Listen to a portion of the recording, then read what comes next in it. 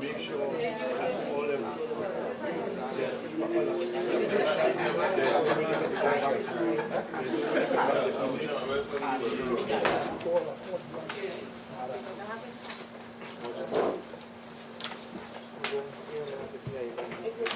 Morning.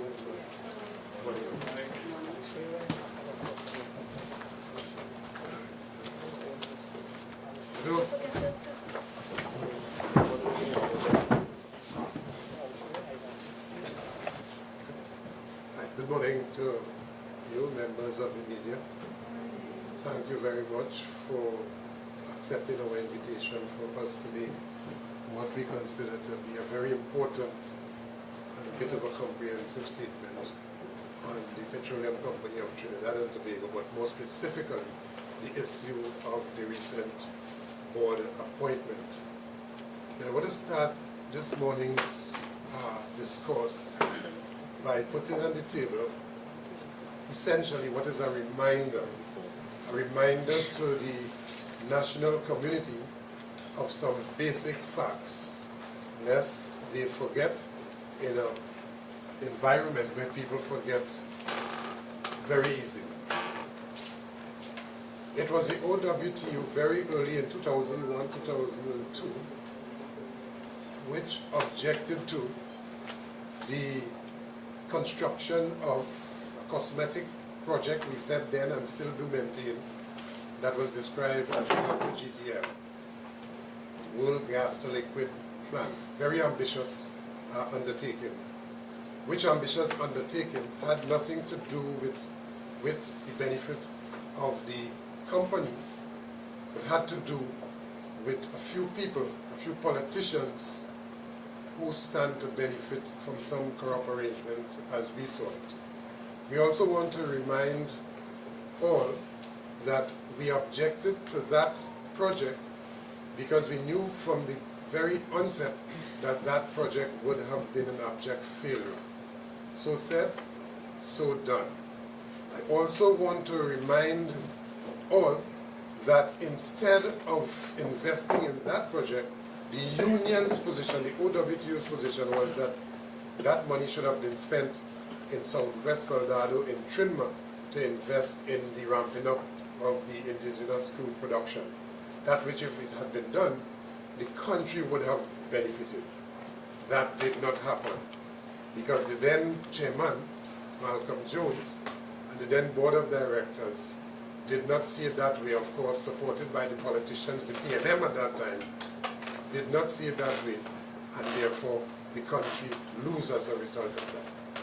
I also want to put on the table the issue of the many plants upgrade at the point of their refinery, which are still to be completed. And our objection to the use of friends and family for contractors, all of whom had absolutely no knowledge in refinery upgrade or no competence, which at the end of the day resulted in all of those refinery upgrade and turnaround projects incurring a lot of cost overruns, time delay in delivery, and some of them still yet to be completed. Also want to put on the table again as a reminder that it was the OWTU in the face of, this was with the UNC government then, in the face of a major scandal, a major deal that took place with respect to Southwest Soldado and the awarding of a contract without knowing the contractor, without doing proper due diligence, but which contract was undertaken giving away millions of dollars to a Mexican who had the responsibility to procure a floating barge, a floating production facility, that which the country and the company would have gained had that happened. To date, we can find neither the contractor nor the facility, but Petrotrin paid money. The OWTU highlighted that and objected to that. I also want to remind the country that the OWTU, not satisfied with that deal that went down, which was not in the country's interest, we took the position that we need to take this issue to all of those in high office and so on. So we raised that with Prime Minister, Minister of Energy, and all of the agencies, but it was like himself to himself. We were reporting them to themselves. No action was taken. Again, we went further. We took all of that information, a compilation of all of that information that we sought, the OWTU that is, and we forwarded that to the fraud squad of Trinidad and Tobago in a number of interviews and brief interaction and so on with the fraud squad, which then committed to investigate the OWTU press for that matter to come to some sort of conclusion. Again, in the national interest. It's not the company, yes, the workers, but in the wider national interest. That is yet to be completed. That did not happen. I also want to remind the country that in the face of bad performance, the precarious state of the refinery, having written to the then president of the refinery, one Khalid Hassan Ali, and the management, to no avail, raised that issue with the then Minister of Energy, the same one who now has a voice, and who is the expert on a lot of things, but knows absolutely nothing about anything.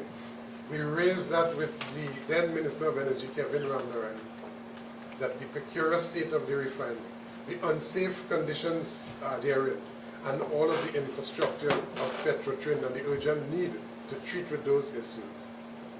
What happened? Nothing happened. Petrotrin continued to go in the wrong direction. As a matter of fact, when nothing happened with respect to the then Minister Kevin Ramnaran and the President and the management of the company in remedying what we were raising as an urgent issue, when nothing happened, we took to the public, and through you, the media, we would have reported at the Point of Pear roundabout, at the facilities in Trinma, at the facilities in exploration and production. We would have raised these issues. And when we raised the issues with respect to some 21 out of 23 plants, and I hope that we can recall that those out of a refinery that's supposed to be producing with a capacity to produce so that the country would benefit, but at that time, for a consistent period of time, some 21 out of 23 plants were off in the refinery. The refinery virtually shut down, not because of any workers' action, but because of the incompetence of the then management. You know what happened? They sued me as President General of the OWTU for raising those issues which are public interest issues in the public domain.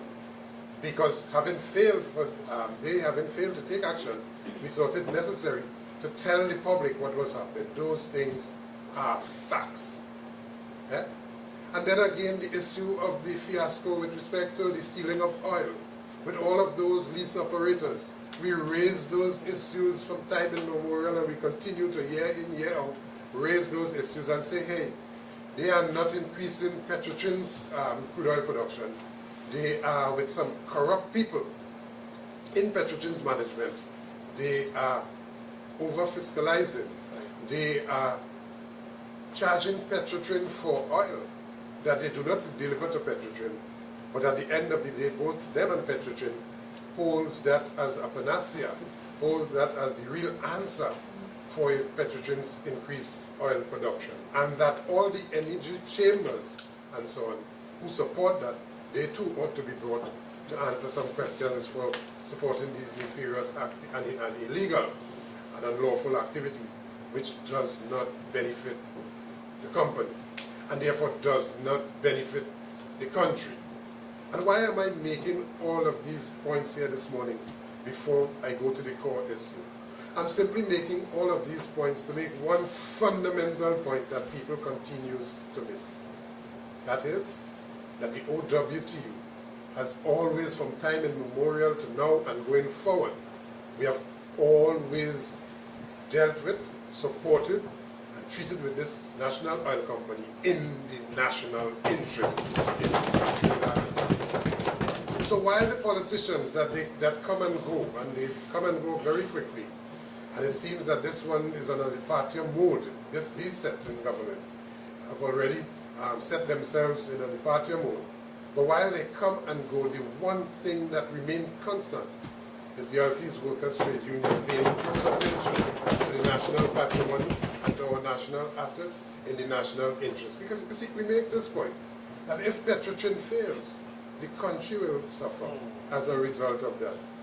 And on the reverse, the flip side, should Petrotrin succeed with the potential we know Petrotrin has to succeed to its fullest, the country will benefit. And therefore we do not want to see in the pockets of any private interest or any sectional interest or any political friends or family's interest, Petrotrin win that way. But those politicians, through this system of governance that allows them to come into office and then they finance their financiers who finance them to come into office, sees political appointees, friends and family in a situation where you're supposed to have experts and experience and competence to treat with issues relative to a very complex operation, relative to an integrated oil company in our country for which there's absolutely no comparators in Trinidad and Tobago. And therefore, the one thing that you do not want to do is to continue to put square pegs in round holes. I also want to remind again that we were the ones who were talking about the square pegs in round hole and the people who are not with the necessary competence and expertise, experience and so on, to manage Petrotrin's assets in a most efficient way. That did not happen. And we raised that issue. And when we raised those issues, we were cut down in the public domain by the supporters of one party or another, and certainly by the politicians and those in government at that time, and even at this time, for us raising these issues in the public interest. I also want to remind the country that it was the OWTU who raised the issue. It wasn't too long ago, it was 2014, coming out of the oil spill in 2013, December 17. And it was the OWTU who said that Petrotrin and the ministry, they are complicit in this situation, in this unfortunate oil spill. And that they are investigating themselves. And that there's a cover-up. And that even this cover-up, we took this issue to the PNM, who were in opposition at that time, the independent senators. We took it to the one minority opposition member of parliament, one Jack Warner, at that time, including putting it out in the public domain. But the public, who is always gullible of bacchanal and all of those issues, perhaps paid very little attention to the one consistent thread, that it was the OWTU consistently raising these issues over and over and over. And not to mention our position with respect to raising these issues against the multinationals when they were here on our shores. And so if it is one group of patriotic citizens in Trinidad and Tobago who knows about the complexity, who knows about the pros and cons of oil business, oil winning and refining, and who has had for over some 80 years experience in this business, it has to be the Oilfields Workers Trade Union. And we do. And we still do believe that on the basis of all of this knowledge and expertise and experience institutionally, that the country should continue to benefit from it. But when we raise these issues, nobody took us on. And we raised it at great expense to our popularity, great expense to our even safety at times, and great expense to being marginalized by those who do not find favor with the Oilfields Workers Trade Union raising these issues. So if we wish to make the point here, the essential point here, that it was the OWTU since Malcolm Jones was in office prior to 2010, when Malcolm Jones was at he held the executive chairman of the company, that said that Petrotrin ought not to be operated in a governance model the way in which it currently operates. That you have a profitable exploration and exploration division, and you have a profitable trimmer operation, marine operation, and you have a proper functioning at that time refinery, that you ought to keep them separate. And that the way in which it operated, when the multinational operated these assets and got the best out of them, it was with that model of governance. And on the basis of the benefits that we saw that we got as a result of those particular model of governance, we felt that Petrotrin ought not to be integrated the way in which that the government then, the Minister of Energy, and of course supported by the executive chairman at that time, pulled Petrotrin into one major unwielding entity. And it is that unwielding entity that provided for the lack of direction, lack of focus, lack of competence, lack of accountability, and of course Petrotrin suffered as a result of that. And it is on the basis of all of those experiences we were consistently hammering that Petrotrin ought to be operated, ought to be separated, and ought to be operated with a different governance model.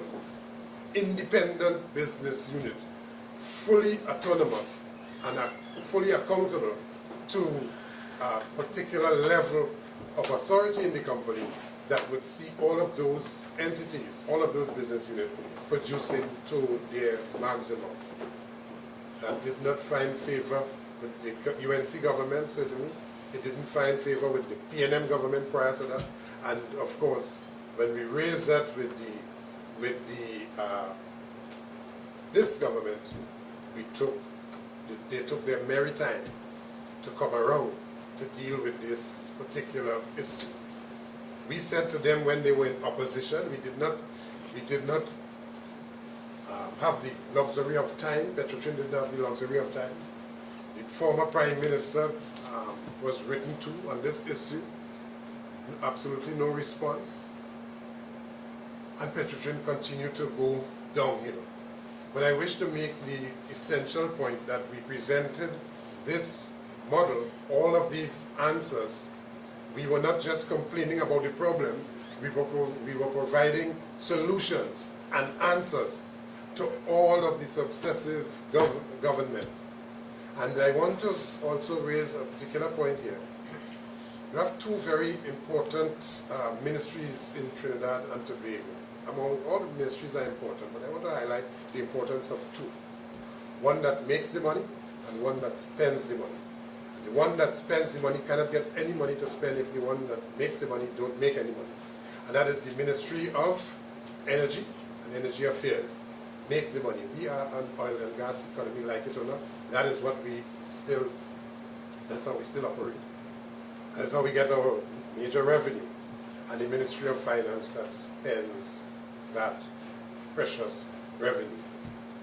And so for a considerable period of time in this country, check it, we were without a Minister of Energy. And you had one person responsible for making the money and spending it, himself to himself.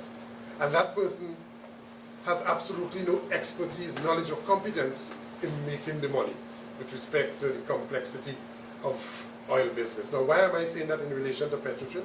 Because Petrotrin is a major contributor to our national budget. Petrotrin has always been a major contributor. And let me say too at this point, that all of those persons who are trying to make Petrotrin seem like a ward of the state, that is absolute nonsense. We reject outright. Petrotrin has contributed over $60 billion to the Treasury, which Treasury depended on Petrotrin year after year to make that contribution for the people to benefit. And therefore, from the years 2011, 12, 13, 14, 15, or thereabout, Petrotrin would have contributed some $15 or $16 billion, notwithstanding, as recent as that, to the state. So Petrotrin makes its contribution, which is the point that we make, that if you restructure Petrotrin and you have Petrotrin run with competent, knowledgeable, experienced persons, Petrotrin can return to its original glory and contribute to the state. This has always been our hope, that it is now in our hands, because we fought for it, that is the OWTU. We were the ones that said nationalize Petrotrin, because the foreign, the multinationals are operating these assets not in the interest of the country, but in the interest of themselves and their countries of origin. And therefore, it ought to be nationalized, and it ought to be run by local Trinbagonians. That's our position. That still is our position. But it is the politicizing of the oil business that caused us to be where we are at this point in time. And so, it is not the UNC who went out of office. It is not the PNM with Dr. Rowley who wanted, or who was seen to be acting with such urgency now to deal with Petrotrin. It is the union who has always been calling for the urgent restructuring of this government. And that is why it is so important for us to put on the table this morning the whole historical aspect of Petrotrin's operation, lest the public forget, but even worse, lest those in government now run away and convey the belief that the OWTU don't want Petrotrin to be restructured and to be operated as a profitable entity, and it is them. No. If the politicians and the Prime Minister and the PNM thought that Petrotrin was urgent enough to be dealt with, since in July last year, when we would have given them the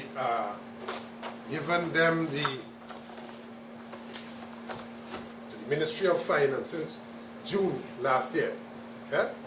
Since then, we would have been given to them Petrotrin's organization structure to be restructured in ways that would benefit. Because we said you should not lose a moment to be able to treat with this issue so that Petrotrin can be properly structured, so that it can deliver. But theirs were other priorities and so on, and Petrotrin continue to go. They too allow Petrotrin to continue to go downhill. So don't come now and make the belief that this is you. It was not you, it was us. And as a matter of fact, it took a number of issues, including the threat of strike action, to put Petrotrin back on the front burner insofar as this restructuring is concerned. And that we wish to lay the foundation for what we want to say about Petrotrin here this morning. And so, Petrotrin is an integrated oil company. That is to say, Petrotrin is involved in the exploration and the winning of the oil, and also the transmitting that oil to its refinery at Point of Pierre and converting that oil into products, which products will sell on the local market, the regional market, and on the international market, and which product fetches foreign exchange for the country, and which company has no local comparators. And therefore we said, and we continue to maintain, however Petrotrin is operated, in whatever governance model, Petrotrin ought to be, from the very top, at the level of this board, of this state enterprise, you ought to have competent people at the level of the board.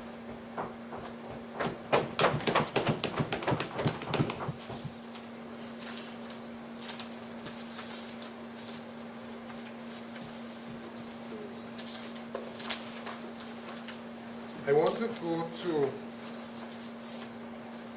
Dr. Rowley's statement. Where is it? Somebody else. Got it. I want to take a quote from the Prime Minister's statement. I think it was Friday, and his departure, one of his regular departures out of the country. And Here's unquote, here's what he said. I'm reading from the newspaper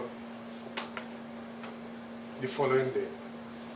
Rowley said, Cabinet took a decision on Wednesday to install a new board with a mandate to make the company sustainable, work towards profitability, restructure it in the best interests of the national community, taking into account all the competing interests and challenges. Now it was important that I put that context before, because that would illustrate clearly to all that what he said is what we were doing all of the time, taking into account the sustainability of the company, the profitability of the company in the national interest. But the question arises here this morning. First of all, you would have covered the press conference with the leader of the Movement for Social Justice, David Abdullah, himself, and Gregory Machan, a former executive officer of the OWTU, David too, being a former general secretary of the OWTU, as part of a committee, which committee had a mandate to review Petrotrin's operation and make recommendation for Petrotrin's sustainability going forward. And he would have had his say on that, all of which are facts and all of which we support in whole, simply because we would have nominated both comrades to serve on that committee, and they would have made their contribution on the basis of the knowledge that they would have had with Petrotrin, of course supported by all of these officers that you see flank me on both right and left side here this morning, all of whom are with competence at one level or another throughout the company's operation. But the point I'm making here is that if it is Petrotrin ought to deliver on that particular mandate to make the company sustainable and work towards profitability and so on, as a complex entity as Petrotrin clearly is, you would want the best and the most experienced persons on the board. You will do the most thorough due diligence to ensure that those persons are vetted and that they can immediately bring, without any learning curve at all, or very sharp one, bring to bear on Petrotrin's complex operation their expertise. And therefore we raise the question this morning that there's a great disconnect with Dr. Rowley's statement for yet another moment, because it seems that vetting former ministers and vetting former board appointments and so on is always an issue with this Prime Minister and his government. That we end up now with a man, Wilfred Espionette, who has absolutely no knowledge, competence, and no experience, I say this without fear of contradiction, in the oil business, let alone a complex operation as Petrotrin. But he's the chairman of Petrotrin Board of Directors. Could you imagine that?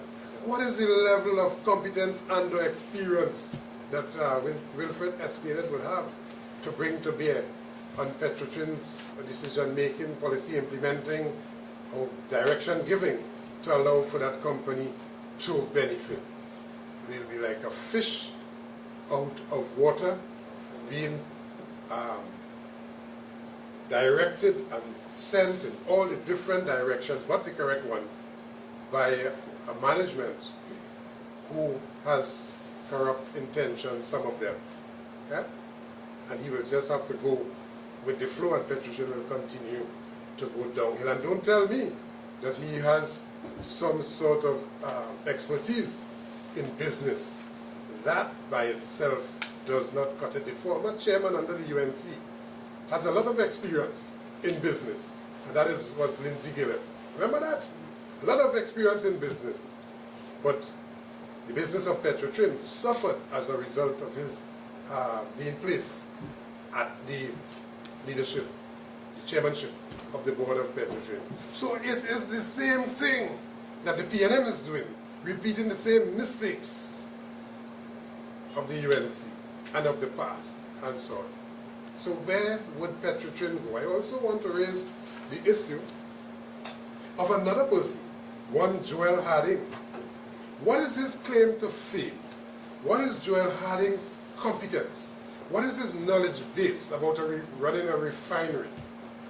Or the complexity of field operations, exploration and production operations, or marine operations with respect to the drilling of oil offshore and the transmission of that oil to your tank farms and then to process it and then to send it on to the refinery to convert it to products.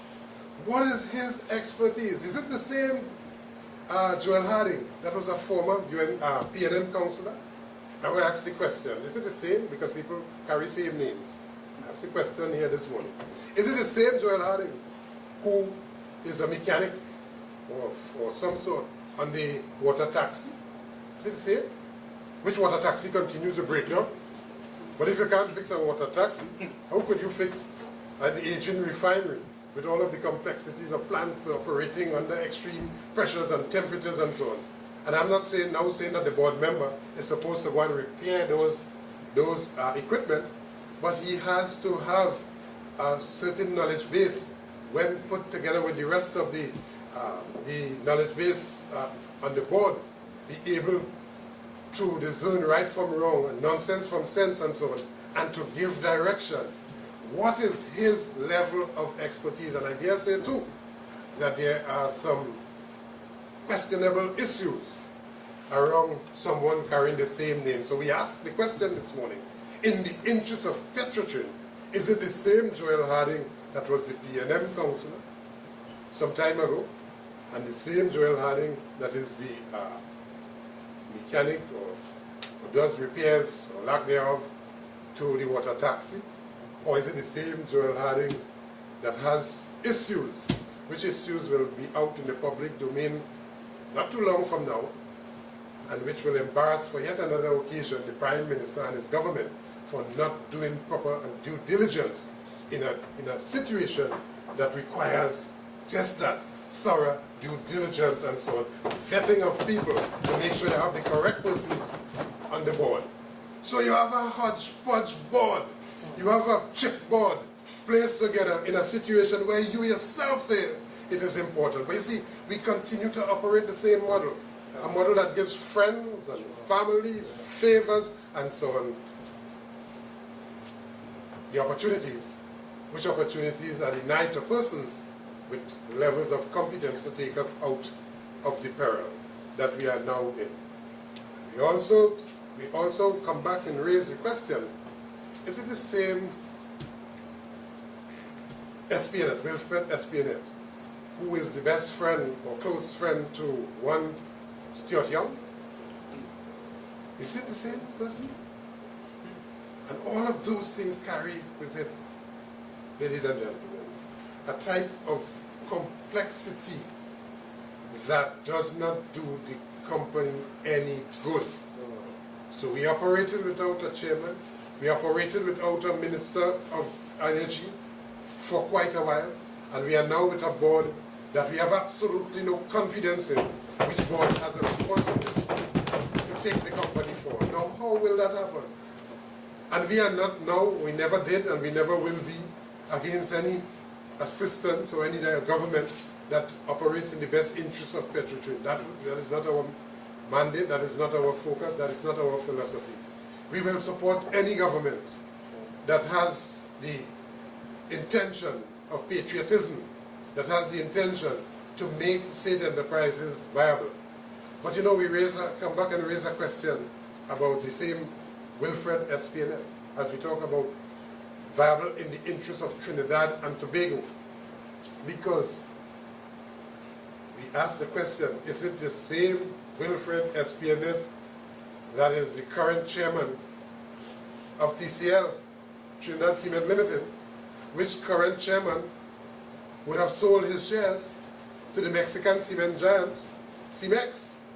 So immediately he saw as a way out privatization, putting into private hands. The question is Wilfred SPNet there to sell out Petrotrin to private interests? Because therein lies within him a love for privatization, to put into private hands public interests. And so we ask the question. And then there's one Nigel Edwards, who is also the chairman of Ready Mix, who also would have given support to taking Trinidad Cement Limited, placing it solely now in the controlling hands of CMEX. And we are yet to hear how that will work out in the end. But the point that we are making here, if they were carefully selected, they were carefully selected not on the basis of competence, not on the basis of the country's interests, and it is squarely at odds with what the statement that was made by the Prime Minister. It is completely at odds with the statement made by the Prime Minister when you look at that team. And then he also said,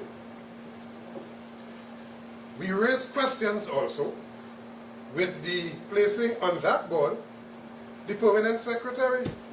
How could you have a regulator in this complex oil business, this complex integrated oil company, state enterprise, which at this point in time you don't want to miss a beat, and that you want every moment counts, you want all of the decisions taken at the level of the board being supervised by independent, hands-off regulators in the interest of the state, that which in a major part is the responsibility of the permanent secretary.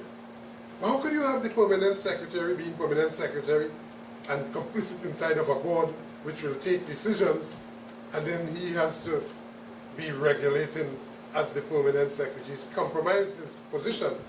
His position as permanent secretary is already compromised by him being a member of the board. That might be able to work in other jurisdictions or other areas, but certainly not where we are in Petrotrin. And we raise objection to Mr. Lashley, yes? Mr. Lashley being the permanent secretary and also being a member of the board of the Petroleum Company of Trinidad and Tobago. So, you know, almost everything with that is wrong. It took so long to put it in place, and when you put it in place, everything about it, the damn thing is wrong.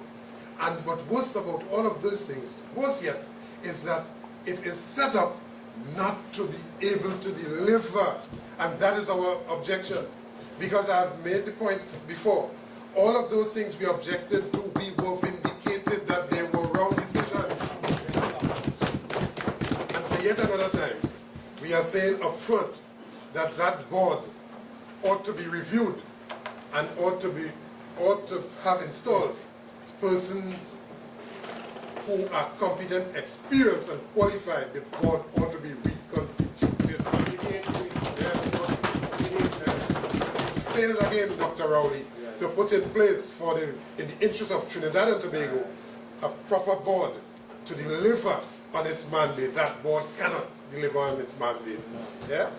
And there are some of the most anti-worker, anti-union people on that board, which will set the stage for a lot of confusion and collusion, and not confusion and collision, collusion with the Oilfields Workers Trade Union, which Oilfields Workers Trade Union acts only in the interest of Trinidad and Tobago. We were always the ones. Nobody, no Prime Minister, past and present, love Petrotrin and love the country consistently more than the Oilfields Workers Trade. They talk it, but they do not mean it. When they talk about the public interest and national interest, that carries a different meaning to its real meaning. National interest in the interest of a few nationals that are their friends and family. That is what they mean. Yeah. Our national interest is in the broader interest of the entire society of Trinidad and Tobago. Those who are present here now, certainly those who made their contribution, and the future generation of our country, the young ones, the youth now, and those unborn. That is where that is the position of the Oilfields Workers Trade Union on this issue. And then what of these two persons, Linda Rajpal Ranveer Rampasad, who were there from the old board but retained on this new board. What is the preference or the speciality or so that allows them to continue on the board, to serve on the board? And if you are saying, and you had objection with the last board, why the preference? Yeah? I think the answer lies right within the question. Because it is our information that there was a big divide as to those who want to privatize Petrotrin on the board and those who were against privatization. Those who were in the broader national interest and those who were not in the national interest. And we can see by this composition, by this retention of persons who were for the sale, the sell-out, the lease-out of the Petroleum Company of Trinidad and Tobago. I wish to make the point for the public to understand, lest the biggest ruse pass before you and you don't understand what is happening. Lease operatorship, putting Petrotrin's interest into private hands do not benefit you as a country and as individuals and as citizens. It does not benefit.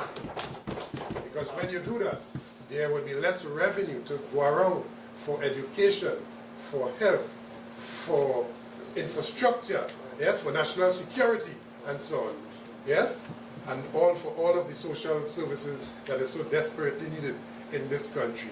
Those revenues will go into the pockets and the bank accounts of private interests, and that is what we want to guard against. And we verily believe that Petrotrin can be turned around if only the advice of the experience, and I spare no efforts, and I hold back nothing in saying with the advice of the experienced and competent Office Workers Trade Union. If anybody who knows about the Petrotrin and the winning of oil and so on, it is the OWTU. And let me also say that as we speak, there's an investigation that is on the way to determine who is culpable for the over-fiscalizing of oil coming from our fields going to the refinery. That is to say, they claim to increase production, that's the lease operators and the farmhouse operators and so on, those private interests. They claim to increase the production, and they bill Petrotrin for oil that they do not deliver to Petrotrin. They work along with some corrupt individuals in the company, which corrupt individuals in the management we want to weed out, and they earn or gain lots of hundreds of millions of dollars by the false claim that they increase crude oil production. And there's a disparity with what the refinery receives and what they send from the field. And right now there's an investigation on the way. We call for that investigation to be transparent, to be completed, and so that the public will know all of the misgivings, all of the underhand dealings that continue. There's still corruption at Petrotrin. Indeed, there's still corruption in Trinidad and Tobago. And the OWTU, without fail, consistently has raised the issue of corrupt individuals at the helm of Petrotrin. See, OWTU, until we were threatened to be sued, but nevertheless, we pressed on, we soldiered on, and we continue to raise these issues where we see corruption in any part of the company's operation. We put our lives at risk to ensure that we produce a product for local, regional, and international market that the country would benefit. And that is why we say that we will not sit idly by for yet another occasion and allow a sham board to be installed and allow for incompetence to continue to be misdirect the company's operation, and then the country would suffer. Yeah? And it is love for not ourselves, not our union, it is love for country that has us here this morning raising these issues.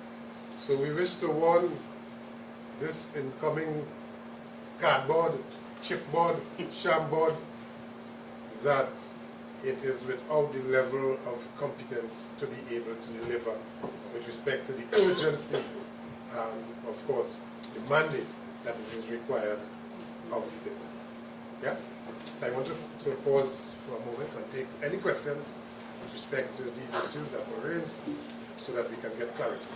The Prime Minister has given this so-called cardboard, chipboard, and a mandate that this company, Petrotrin, is operating with a surplus of employees, meaning 5,000 workers, whereas it should be boiled down to 3,000 workers. What is your OWTU take on this, that the company is running on overstaffed? But I don't know that he said that, and I can't find no way to quote him saying that, although we have our own opinion around those issues. But let me just say, I can find no quote where he said that, so to make that point. But on that issue, we feel that Petrotrin's restructuring, there are a lot of people in the top management of Petrotrin occupying positions that some of them positions not necessary, and some of those persons they cannot help Petrotrin, and some of them just have to go. They cannot, if they cannot find themselves in the operational and technical areas of the company's operation to do real work, to deliver real oil to the refinery, to convert that real oil into products to sell, to make money, well, then those persons have to take up employment elsewhere. We make no apology for saying that. Let me also say that while the former government and the one before that, so this PNM and UNC, while they would have created positions at the top and filled with haste those positions, managers, assistant managers, and vice presidents, and top positions, top dollar, paying top dollar, at the lower level where it matters, your operators at the refinery, your craftsmen in the refinery, your welders, your machinists, and so on, your operators offshore, your technical staff in the fields, your production personnel, and so on. All of those areas are understaffed. Understaffed as we speak. So there are a significant number of vacancies in the company right now in critical areas of the company's operation, which ought to be filled if this mandate ought to be successful. And a board, or any board that comes in and does not see that as a matter of urgency, is just another board that is without a proper eye for a proper restructuring of Petrotrin's operation. So the fact that 5,000 employees of Petrotrin to come down to 3,000, this is what they wanted to come down to. Do you see any significance in that? And the fact that they're talking about 800 operators who operate within the establishment needs to be cut. I'm not sure where Okay, we heard that there were 5,000 employees of Petrotrin and it should be 3,000. Could you clarify this if it's so, if it's that is so? No, that's not so. What is the real thing? Yeah, that's not so, and that's what I'm trying to explain. At the level of the management, there are position management. You know, management is not the person who go offshore and work on the platforms. Management is not the operators in the refinery. Management, when I say management, that is not the skilled personnel, the craftsmen, the welders, the machinists, and so on, the pump attendant and the pump mechanic and so on. No. You have to have pump mechanics and so on to operate the pumps to transmit that oil to the tank farm. You have to have operators to separate to the use of chemicals, separate in a complex process, separate the oil from the water and so on, and pump that to the refinery. All of those are workers that I'm talking about, which workers in those specific areas are understaffed. The numbers ought to be filled out to get those activities going properly. So one of the major contributors to Petrotrin's fall in production is the fact that Petrotrin do not have enough workers in those specific areas to do the task, to get more oil, to send that more oil to the refinery, to do the work in the refinery to ensure that the refinery runs properly, to process that oil and to make that oil into products. So that's a given. In the areas of the management, there's where the focus ought to be, because we are over-managed at Petrotrin. Too many managers in Petrotrin who do not know their aunt from their own. So, Mr. Roger, what kind of cut we looking at in management as versus the understand? A proper restructuring of the company, sir, would shake that out, and it would tell you exactly in the trimmer situation what is required, in the E&P situation what is required, and certainly in the refinery what is required. And that is why we call for a restructuring exercise to be urgently undertaken in the company's operation. So I want to make that point up front. Petrotrin today is suffering from a lack of filling of vacancies in critical and operational areas of the company's operation. That's one of the major contributors. Petrotrin has in certain areas of management, like for instance, corporate communication manager. Why do you need a corporate communication manager with a whole lot of persons that they are bringing in on contracts and so on? Why do you need that? Yeah?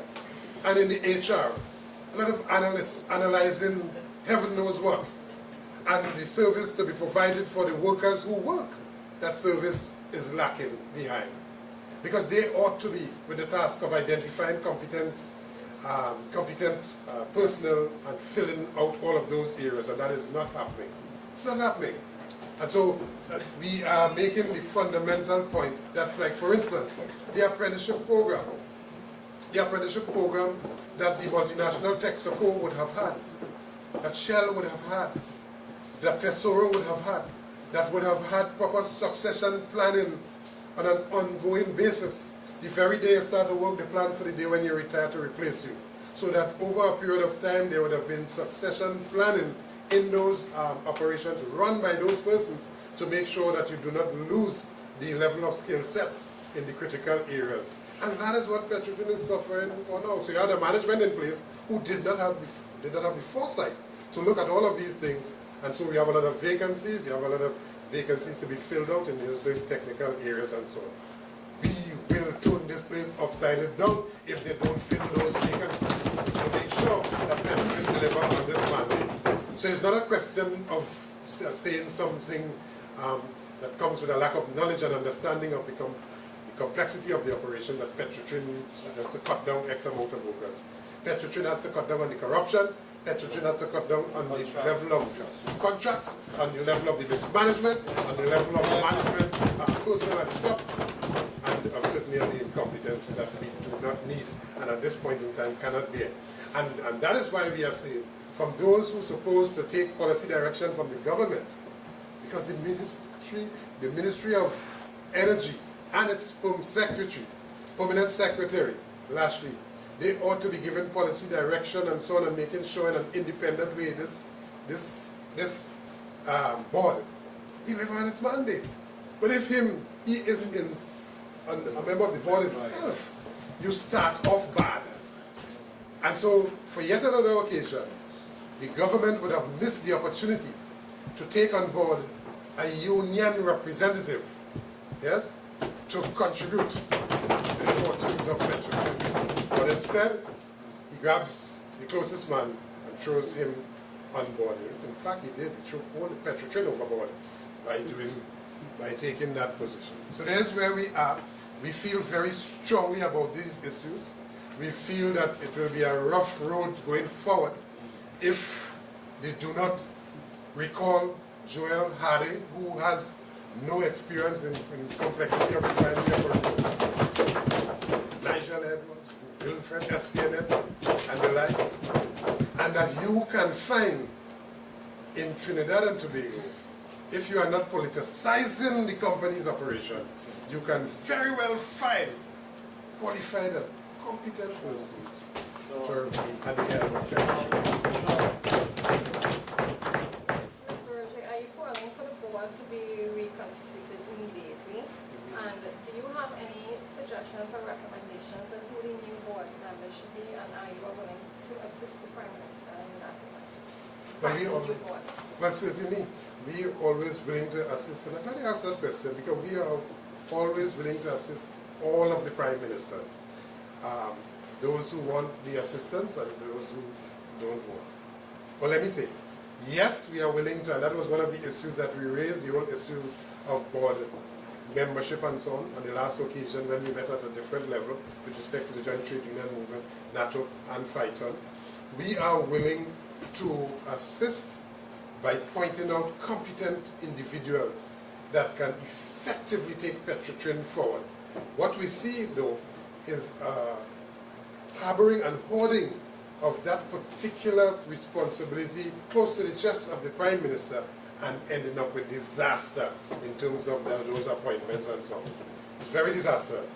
And so we know without a guess that there are persons in Trinidad and Tobago with the country's interests at heart, with Petrotrin's interests at heart, and of course that will do a much better job from the get-go than those who were appointed. I am certain that the good intention of the Prime Minister, all of these nice things that he said, that it would not suffice, we would not benefit based on who we see are being installed as members of the board.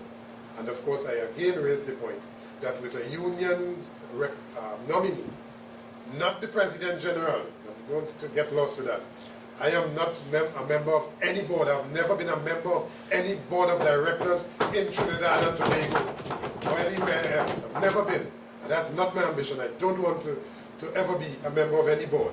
But I think that we have, and it's not because we don't have the competence, but we want a certain level of independence away from that. But I think that we have within us the level of competent, no end of competent people coming from OWTU that can represent the country's interests on the board of Petrotrin. But they don't want that. They don't want that.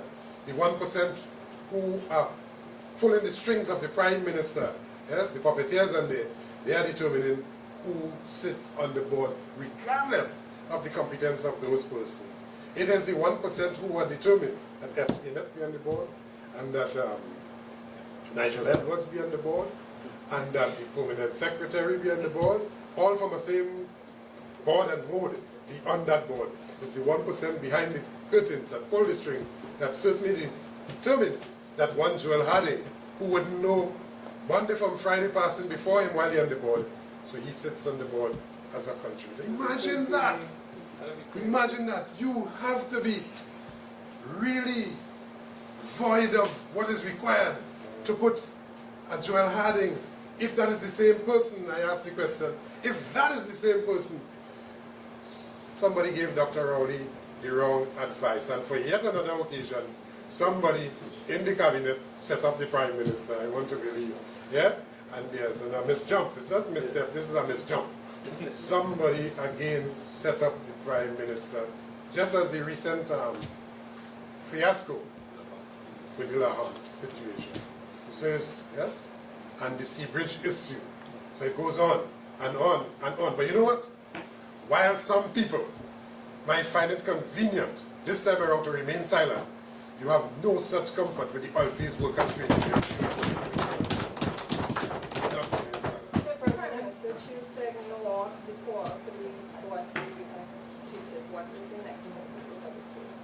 Well, I'm not sure that given his stated pronouncement about the mandate for the board, and in the face of knowledge that this board cannot deliver that with a proper vetting of the background of these persons, I'm not too sure that he would continue with that mismatch. I think you need to get an opportunity to review this board. Is there time for it? But he needs to do this. Are you giving him a time frame to have the board report? But he needs to do this as yesterday. And, well, he's intended. And if we see, for instance, this board goes into operation and so on, well, we will know what to do at that point in time. But let me also say that no board of directors cannot operate successfully if the board, that is, did not have the cooperation, the full cooperation of the workers and the just would not work. Cannot. Because they are without the knowledge of the day-to-day operations, the real-time operations, and that is what we will bring in addition to our historical knowledge. That is what we will bring to the proper functioning of Petrotrin. Petrotrin today, we agree, is in problems. And I don't want anybody to spin that we do not know that Petrotrin is in problems. Petrotrin needs urgent attention like yesterday. That is why we were protesting. That is why we were pressing for that attention before yesterday, before last year, throughout the whole reign of the UNCs while they were in government. We were pressing for that. While Malcolm Jones were there, we and his board, while they were there, we were pressing for that. Prior to that, we were pressing for Petrotrin to be properly and well managed. And that is why we make the point that we are for the national interest. And when we see things happen in an awkward way that will not provide for that, we have to raise our voices. I was sued for raising the issue of Petrotrin bad performance. Those are the things that people forget conveniently. But those are the facts. And the reason why we work with all of these documents here today, these are stocks and piles of letters written to every agency in Trinidad and Tobago, the EMA, the OSH Authority, the regulatory authorities and so on, the Ministry of Energy, the Prime Minister, independent senator, and so on, the Bureau of Standards, every single agency in the country. We wrote to all of them in the interest of Petrotrin consistently over years, prolonged years, extended period of time, to illustrate in a fundamental way our interest in a proper functioning of Petrotrin. These were not letters asking for more money, or promotion, These were not letters, and we can have a proper review of all of those things. Letters asking for more for the employees, These were letters written to all of these agencies in the country, which ought to be independent and operated in the interest of the country. We wrote to all of them consistently, repeatedly, requesting that they intervene in the interest of the petroleum company of Trinidad and Tobago, that which the entire country would benefit. And those are the facts.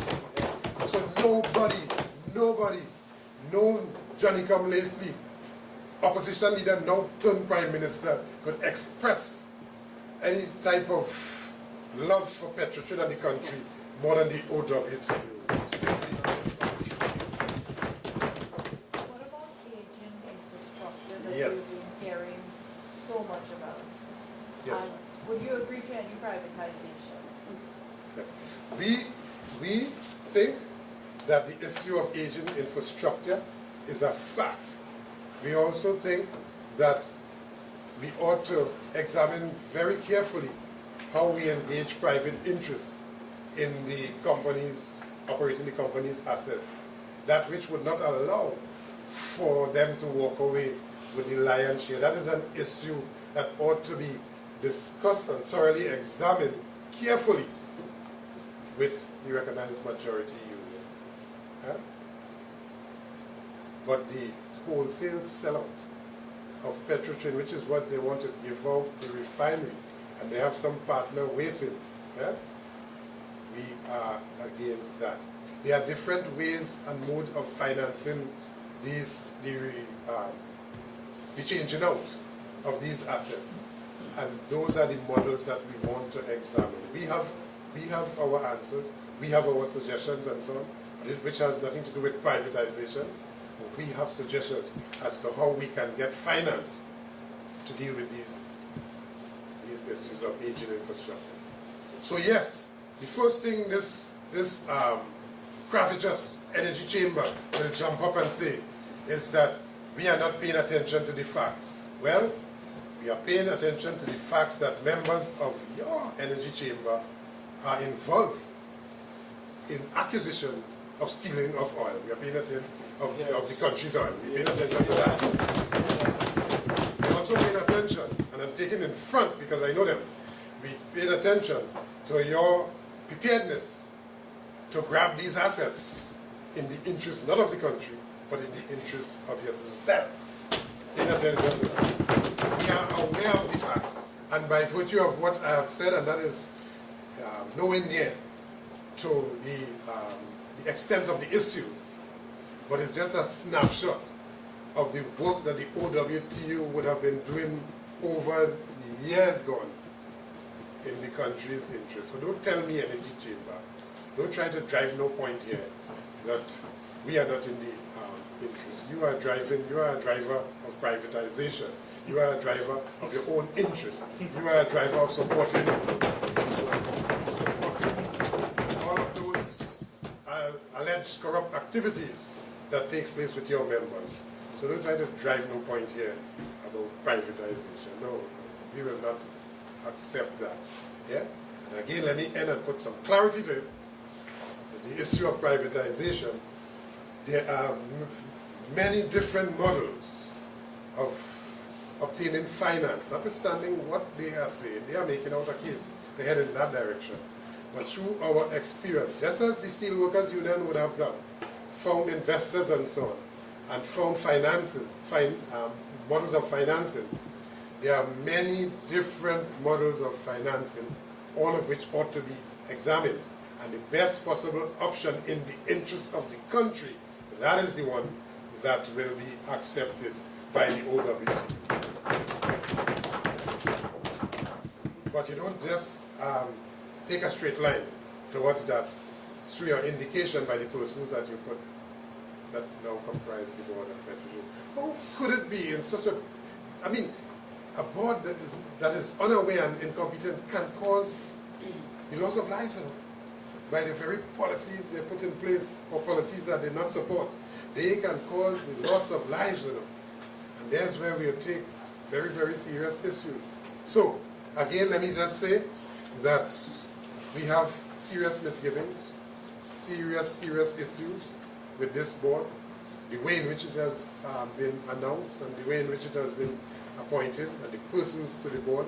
We verily believe that they cannot deliver on their mandate given the caliber of persons that now comprise the board of this very, very crucial state enterprise. And let me again make the point, a point that the Prime Minister may have missed, and that everybody, if you're not careful, they might miss, is that no board and or management and or ministry, and you could stretch that to even government, cannot have a successful state enterprise, in this case Petrotrin, if you do not have the cooperation and support of all of the workers and, of course, the very competent, experienced and qualified of his workers.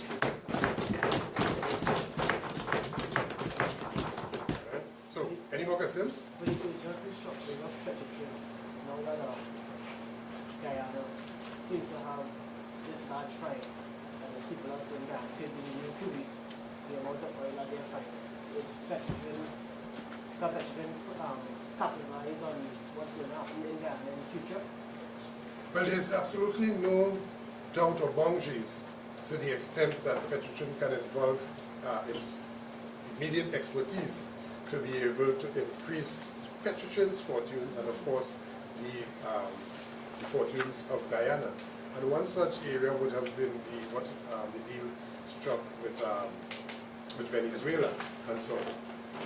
And so, our very own reserves, we have a lot of reserves here too, which reserves have been proven by virtue of extensive seismic survey. And those seismic surveys were delivered, remember we made the point right here, they were delivered in the hands of private interests waiting to go after that. So the first thing that we'd want to do is to max out to the extent that we can our own resources while looking at other resources elsewhere and so on. It's not an area that cannot be explored, but certainly Petrotrin has as its assets right now lucrative reserves to be exploited. Yeah. On another note, Mr. Roger, we're hearing that TGU has been sold to a German company, and that announcement should be made in the next budget. Trinidad Generation. Well, we are not aware of that information, but certainly that gives support to the statement that we make about the whole loss it is for giving away public interest to private interest. Should that be the case? But I prefer to withhold the commentary on that until we get more information on that. Yeah? All right. So, thank you very much. So yeah, Very important. so all the people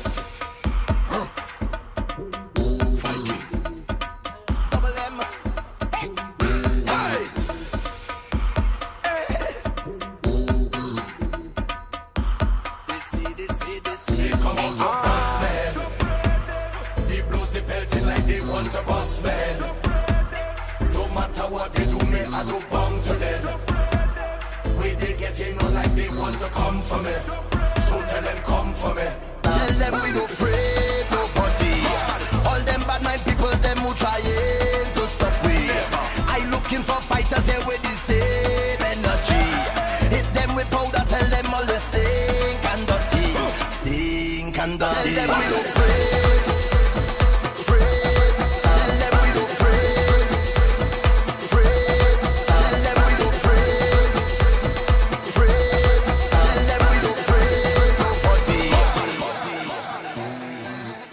Right now I'm feeling the tension, and there's too much to mention.